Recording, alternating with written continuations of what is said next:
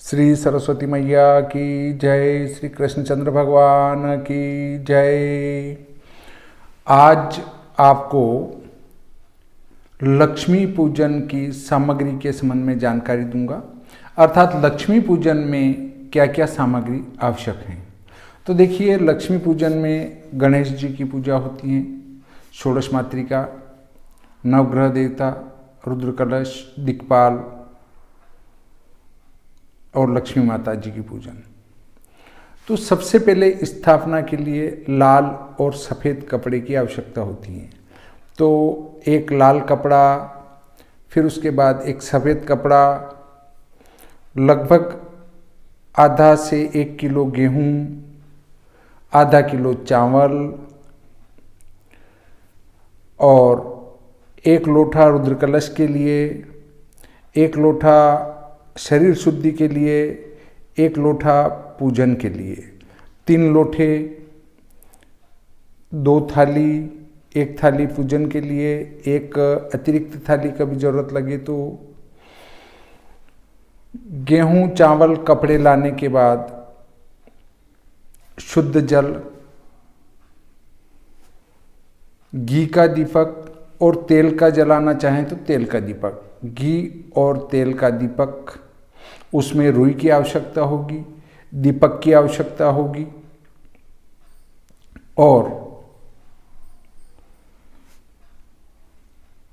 शुद्ध जल। शुद्ध जल के बाद आप स्नान कराएंगे पंचामृत से। पंचामृत स्नान के जल की आवश्यकता होगी, पंचामृत की आवश्यकता होगी। तो पंचामृत में क्या क्या चाहिए वो बताता हूँ।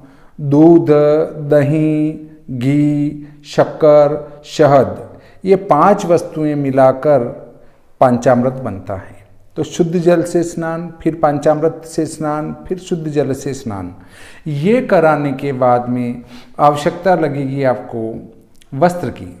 वस्त्र में जो है, वैसे तो ड्रेस चढ़ानी चाहिए उनको जिनकी पूजा कर रहे हैं, परंतु हम यहाँ पर लच्छे का उपयोग करते हैं। तो लच्छे का टुकड़ा, लच्छा हमें यजमान के बांधने में भी काम आएगा, विप्र देवता के बांधने में भी काम आएगा और उधर आपके पूजन में वस्त्र चढ़ाने के काम भी आएगा।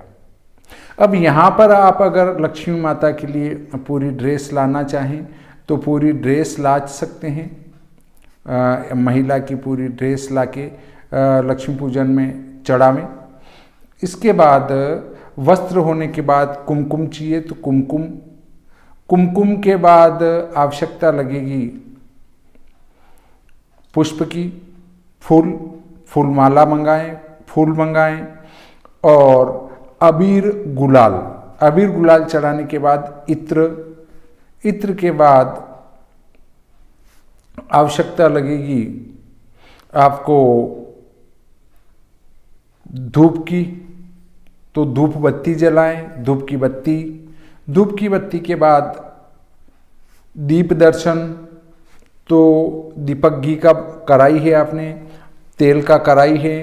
दीपक के बाद नैवेद्य, गणेश जी को गुड़ का नैवेद्य लगाएंगे, बाकी को मिश्री का नैवेद्य लगाएंगे। नैवेद्य लगाने के बाद आचमन कराने के बाद लौंग, इलायची, सुपारी, खारक, बादाम, दाख, ये आवश्यकता लगेगी आपको तांबूल चढ़ाने में, पान चढ़ाने में ये सब लगेंगे। पान मंगवाएं।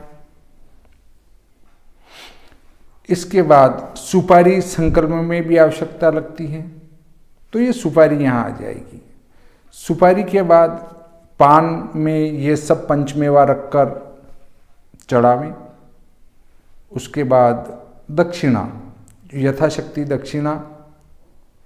दक्षिणा के बाद फल चढ़ाए। फल में लक्ष्मी माता को बेर, सीताफल, वहाँ पर मीठे, हरा और मीठा नया पौधा चढ़ाते हैं। ईख, जिसको गन्ना कहते हैं, वो भी लक्ष्मी माता की प्रसन्नता के लिए रखा जाता है। तो ईख मंगवाएं, मतलब गन्ना मंगवाएं, और फल, बेर, सीताफल और खील, पतासे, ये जो है दक्षिणा के बाद में फल के रूप में उनको अर्पित करें। सब कुछ होने के बाद आरती के बाद होता है उनको पुनः नैवेद्य लगाना, तो उसके लिए मिठाई चढ़ाएं। तो कुल मिलाकर पूजन में जो सामग्री लगती है वो मैंने आपको बताई। देखिए, पूजन में कभी ये नहीं सोचना चाहिए कि पंडित जी ने पूरी पूजा नहीं कराई। पूरी पूजा न तो यजमान करा सकता है, न पंडित जी करा सकते हैं। क्यों? क्योंकि देखिए, सबसे हल्की पूजा होती है वो पंचोपचार पूजा होती है। पंचोपचार मतलब 5 उपचारों से पूजा करना है। उसके बाद अगली जो पूजा होती है वो दशोपचार पूजा होती है। 10 उपचारों से प्रभु का पूजन करना। दशोपचार के बाद पूजन होती है षोडशोपचार, 16 उपचारों से भगवान की पूजा करना। ये जो अभी मैंने विधि बताई है वो 16 उपकारों की है। इसके बाद षोडशोपचार के बाद जो पूजा होती है वो होती है 32 उपचार से, अर्थात 32 प्रकार की चीज़ों से उनका पूजन किया जावे।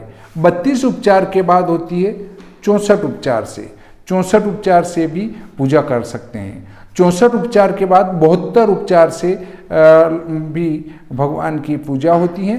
तो देखिए, 72 उपचार जब हम उपयोग में करेंगे तो सिर्फ पूरे दिन में एक पूजा ही संपन्न करवाई जा सकती है। अतः ये हमेशा संतुष्टि रखें कि मैंने जो पूजा कराई है वो मेरी शक्ति के अनुसार और पर्याप्त करवाई है। इसके लिए मन में किसी प्रकार का कोई संदेह न लाएं।